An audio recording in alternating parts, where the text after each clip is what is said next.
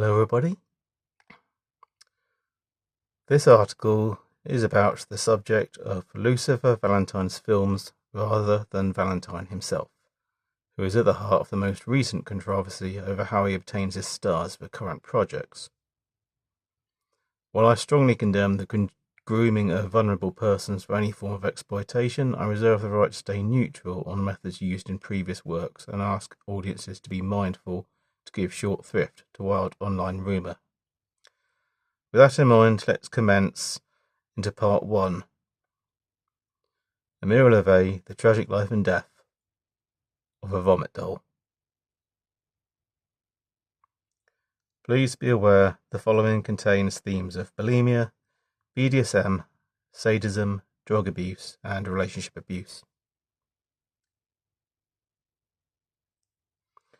I originally came across the work of Sean Federshook, aka Lucifer Valentine, while hunting on Internet Archive for the film Junk Films a few years back. The work was Black Metal Veins, which purported to be a documentary following drug addiction in the black metal industry. Deaths in the film have been found not to be real, and The Fly on the Wall has transpired to be a work of fiction, starring real heroin addicts nonetheless.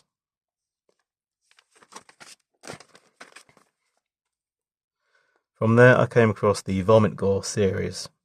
I was impressed with part 1 and less so with the other 3 parts, but more so I was intrigued to uncover the real story of its star, which had been so smothered by the rumours and controversies dogging the project since its conception. First off, while it is popularly called the Vomit Gore Trilogy, it is in fact a quadrilogy, but only 3 feature Lavey. Born Brandy Petrie in Vancouver, Canada in 1983, Ameara Lavey was a stage name likely given to her by Lucifer Valentine, who discovered her on a porn set. At the time, he was the drummer in a grunge band, and to supplement the meagre earnings, he turned to making porn films. Lavey was a sex worker, porn star, and exotic dancer when they met in 2006. Little is known about her childhood beyond the home video of her as a child she allowed Valentine to use in flashback sequences on their first film, Slaughtered Vomit Dolls, shot in Valentine's apartment on grainy colour film. Valentine's version of events cannot be taken at face value, and has a tendency to either exaggerate or downright make up details that make his past sound more interesting. He once claimed to have been essayed as a child by his older sister. It has since transpired he may have had no sister living with him at the time. His claim he met Lavey on set and was pursued by her is corroborated by her in her brief interview with Racks and Razors, in which she stated it was love at first sight. At any rate, they began dating and moved in together, where she became Valentine's muse.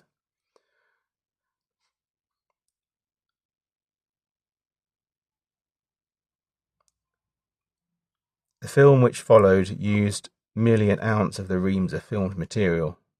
When Valentine himself is gone, I can imagine piles of footage never to have seen the light of day may well come to light. The basic plot follows the final days of a bulimic stripper and prostitute named Angela Aberdeen. Valentine is a Nirvana fan, and the surname is a cryptic reference to the birthplace of frontman Kurt Cobain, as she slips into a drug-fueled psychosis where she is plagued by visions of satanic bloodletting, mutilation, gore, and murder. There is also a lot of oral effluence, and I mean a lot. Slaughtered Vomit Dolls is obviously not an easy film to watch, not only because of the bodily fluids, fancy eye-gorging, gore and graphic BDSM, but the full-blown assault on the senses, with the fast-paced imagery and discordant industrial music on the soundtrack throughout. By the end of the final scene, when Angela drowns herself in the bath, you are left feeling exhausted and battered by the experience. The follow-up, Regurgitated Sacrifice of 2008, did away with the grainy low-budget visuals and upped the ante with the vomit and the gore, leaving little for a story. Shots of Lavey fully pregnant, she went on to have 3 children, made it into the final cut with the Tosca twins appearing as midwives, However, where Vomit Dolls instilled feelings of sympathy for the main character and her misery and plight, Part 2 is little more than a feast of extreme, violent pornography, culminating in a woman being bound up, decapitated, vomited over, and, bizarrely, draped in a dead octopus.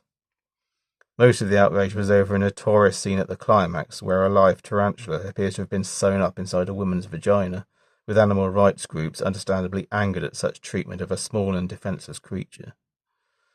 It may be this that led to Valentine's going into hiding, refusing to give away his location in interviews. RS may well have tried to say something about the psychosexual motives behind male and female violence, but ultimately this is lost in the pandering to the very audience it could be said to have attempted a critique. Slow Torture Puke Chamber of 2010, despite its name, has less puking than the past two films, and replaces them with frequent shots of urination, fake vomiting, sexual humiliation via lesbian BDSM, and a fair bit of Linda Blairing with wooden crucifixes. By this time, Valentine was reaching the attention of alternative performers on their performance scene, who were requesting to appear in his movies. The star this time was Hope Likens. She was not accepted quite so well. The reason audiences warmed to Lavey was because, unlike Likens, who is a professional actor, she was the real deal, who lived the life of the character written for her. Lavey would appear for the last time as a version of herself, but though she gets more screen time than in RS, she was now getting pushed out of the Angela Aberdeen role. The reason may have been drugs, motherhood, or something else, but in any case, Valentine was clearly moving on to other muses at this time. Hank Skinny would reappear as he does throughout as the one constant in the series, in the only really unpleasant scene, playing a sadistic, incestuous father, who, after tearing out his latex baby daughter from the mother's womb, goes on to molest it, vomit on it, and finally feed its disemboweled body parts into a blender for him to drink down. A hint of Salvador Dali is given in scenes of grasshoppers and spiders representing male and female sexual fetishes. Theme-wise, the focus is on how girls' relationships with abusive fathers informs how they develop later in life. In part 2, I will unpack the fourth and final film in the series, and the tragic fade back into obscurity of Ameara Lavey that led to her ignominious fate.